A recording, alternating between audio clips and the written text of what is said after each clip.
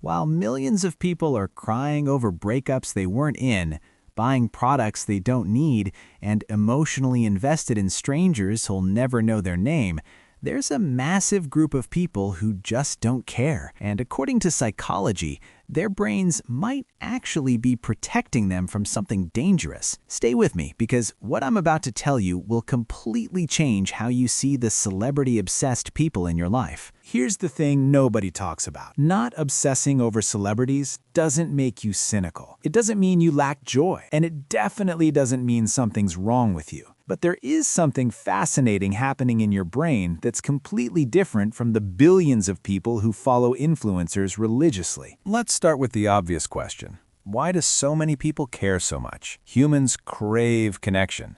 For thousands of years, knowing important people in your tribe meant status, protection, survival. And celebrities, they're basically modern royalty. With better marketing. When someone follows their favorite influencer, their brain releases oxytocin, the bonding hormone, the same chemical that makes you love your actual friends. Wild, right? Their brain literally tricks them into thinking these millionaire strangers care about them back. But here's where it gets interesting. People who don't obsess over celebrities often have what psychologists call parasocial immunity. They see through the performance. They understand that celebrities aren't their friends. They don't care about you. And these people see fans as nothing more than a paycheck. You can love their art, the music they make, their performance, but their brain doesn't confuse appreciation with relationship. And there's actual research on this. A 2018 study found that people with low celebrity worship showed significantly higher critical thinking skills. Translation: they don't automatically trust someone just because they're famous or have a blue checkmark. But wait, it gets weirder. Because what happens in the brain of someone obsessed with celebrities is legitimately concerning. You know that feeling when someone you admire notices you? That validation? That's dopamine flooding your system. Celebrity fans get that same hit from likes, comments, parasocial interactions. Constant microdoses of false intimacy and one-sided connection. It's literally designed to be addictive. Studies show that following celebrities activates the same reward centers as actual friendships, except there's zero reciprocity. And here's the kicker. The inconsistency is what makes it so powerful. Will they post today? Will they notice my comment? That unpredictability keeps the dopamine flowing. It's intermittent reinforcement, the most addictive reward schedule known to psychology.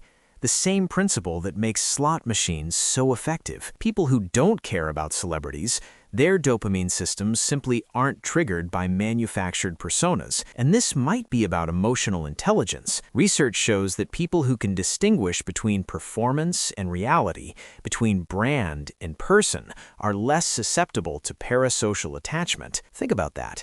Your complete indifference to what Taylor Swift had for breakfast might literally be emotional maturity. But there's another layer. Celebrity worshippers experience something called identity fusion. They adopt the celebrity's struggles as their own.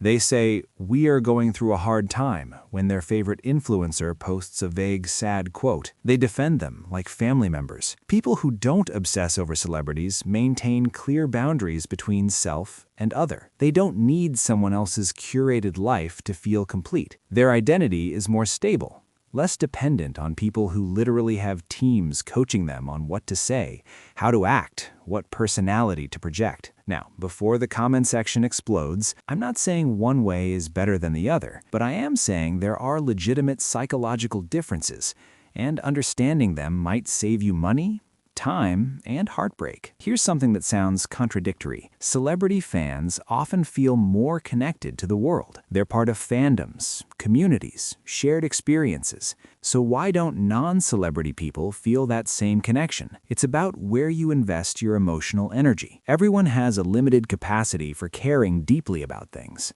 People who don't obsess over celebrities often direct that energy toward different places.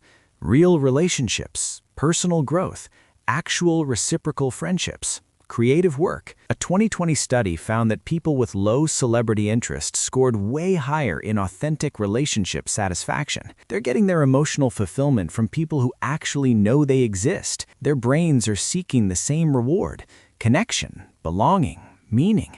They're just finding it with people who can actually give it back. And let's be honest about something else. These celebrities have no idea what it's like to be a normal, everyday person. I don't care how they grew up or the past they had, because delusion will quickly set in, and all that's nothing more than a rags-to-riches story they talk about to seem relatable. People will say they love them, but they really love the idea of them that's fed to us in the media. You love the performance they put on every day, specifically meant to appeal to you as a demographic. Your indifference might actually be clarity, or maybe you just see through the algorithm. Both are valid. But here's the part that explains so much about why celebrity fans and non-fans sometimes can't understand each other. It comes down to how you process authenticity. Celebrity fans find meaning in the narrative, the comeback story, the transformation, the scandal, the redemption arc. It's compelling because it feels personal, even though it's completely manufactured. People who don't care about celebrities often find that performance hollow. They think, why would I emotionally invest in someone who's literally paid to make me feel this way, who's surrounded by publicists and image consultants, who doesn't know I exist and never will? They're not wrong, but neither are celebrity fans. It's just two different approaches to the human need for connection. One group finds community in a fandom. The other finds it in actual mutual relationships. Here's what researchers call parasocial relationships versus authentic connection. Celebrity fans build one-sided emotional bonds with people who'll never reciprocate. Non-celebrity people prefer investing emotional energy where there's actual reciprocity, where their care is returned, where they matter beyond a follower count. Neither is superior. They're just different strategies for meeting the need for belonging. Psychologist Abraham Maslow, who studied human needs, found that belonging can be achieved through countless avenues. For some, it's celebrity culture. For others, it's literally anything real. And here's what's really interesting. People who don't obsess over celebrities often report feeling more autonomous in their lives. They're not basing their self-worth on someone else's curated highlight reel. They're not spending hours watching someone else's manufactured reality. They're engaged in their own actual life. There's something quietly powerful about that. You shouldn't give them gifts. You shouldn't strain yourself financially for them, and you especially shouldn't throw your heart and soul into them, because at the end of the day, they'll collect their money and we'll never know who you are. So what does all this mean? If you don't obsess over celebrities, you're not missing out on some fundamental human experience. You're just different. Your brain's reward system, your emotional boundaries, your authenticity detector, they're all calibrated differently. And that's perfectly okay. Love what they do, not who they are. Consume responsibly. The next time someone asks, "Did you see what they posted?" and you genuinely could not care less, remember, you're not broken. You're not missing out. You're just living in reality. One that might, just maybe, be more fulfilling.